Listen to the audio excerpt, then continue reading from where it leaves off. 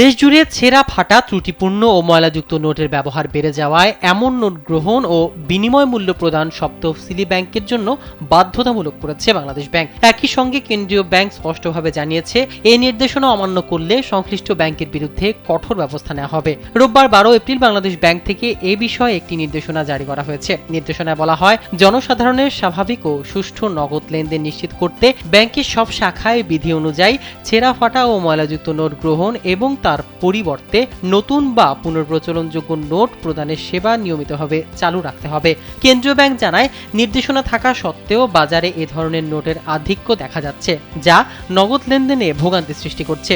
দেশের অর্থ ব্যবস্থায় স্বচ্ছতা বজায় রাখতে ক্লিন নোট পলিসি বাস্তবায়নের উপর জোর দেওয়া হয়েছে। বিশেষ করে 5, 10, 20 ও 50 টাকার মতো ছোট নোটগুলো বিনিময়ে বিশেষ কাউন্টার চালুর নির্দেশনা দেওয়া হয়েছে। বাংলাদেশ ব্যাংক স্পষ্টভাবে জানিয়েছে, এ ধরনের সেবা প্রদানে কোনো ব্যাংক শাখার অনীহা ও গাফিলতি পরিলক্ষিত হলে সংশ্লিষ্ট ব্যাংকের বিরুদ্ধে আইনানুগ ব্যবস্থা নেওয়া হবে। বাংলাদেশ ব্যাংক এই বিষয়কে অতীব গুরুত্বপূর্ণ হিসেবে অভিহিত করেছে। ব্যাংক কোম্পানি আইন 1991 এর 45 ধারায় ক্ষমতাবলে জারিকৃত এই নির্দেশনা অবিলম্বে কার্যকর করার নির্দেশ দেওয়া হয়েছে, যাতে জনসাধারণের স্বাভাবিক লেনদেন বিঘ্নিত না হয়।